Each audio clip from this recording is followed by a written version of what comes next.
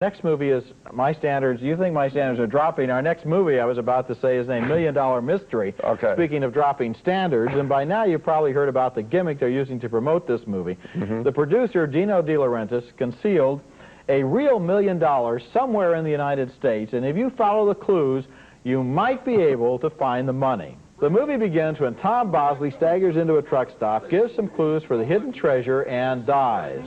How would you like $4 million? $4 million? Yeah, $4 million. Yeah, I'm all ears. Go ahead. Yeah. There's $4 million hidden in 4 different places. $1 million in each place.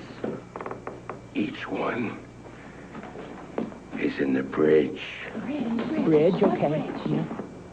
Start at the city of the bridge. That sets off a frantic chase involving a large crowd of would-be millionaires.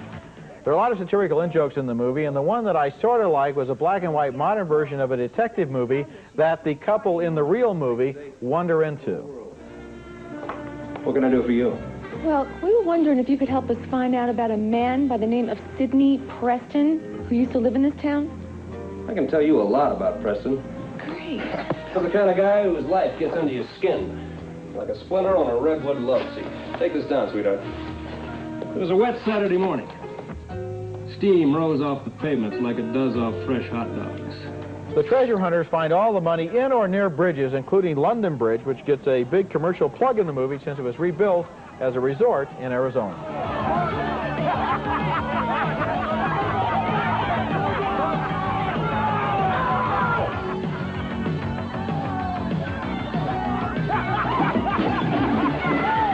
Yeah, and that's what happens all through the movie. They keep dropping the money so that it blows off to the 4 winds, and after it's done once, you realize it's going to happen the next 3 times, so it has a grim predictability to it. There are a few funny moments in this movie, but not enough of them, and that's because the purpose of this movie is not really to entertain us. It's a gimmick, and the gimmick of the missing money gets real old real fast, especially since nothing the characters do seems to have any bearing on whether they find the money or not. It's all just luck. And another thing that confused me about this film is that you apparently don't need to see the movie in order to find the $1 million. There are clues in the movie, but the clues are also on the boxes of this retail product, which has a tie-in with the movie.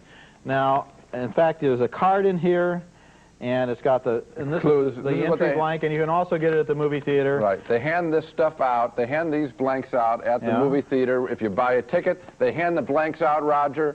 Yeah. At the window at the ticket seller, so you don't even, to get the clues, you don't even have to buy a ticket, which would be my recommendation. Yeah, and I didn't win the $25,000 instant prize, but I can use this to save 15 cents on my next purchase. I'm not sure what all of this has to do with the art of the cinema, but I guess it's an interesting promotion. I mean, you know, see this movie and you might win $1 million, and if that doesn't work, maybe they could try an interest-free loan on your next movie ticket, or maybe a rebate. All right, I saw the film, and well, obviously, good. That's nice. Yeah, no, it isn't nice. I saw the film, and the point is, they would they'd do a better service if they simply said, try for $1 million, or we'll give you our ticket back. I mean, I would take the $6 back rather than go for the $1 million. I mean, I don't understand the math of what you just said. In other words, the movie's lousy.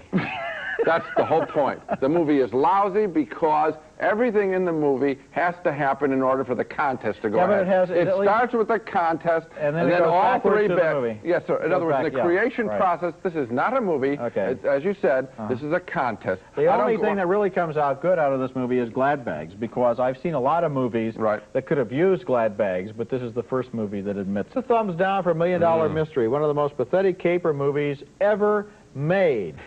2 big thumbs down.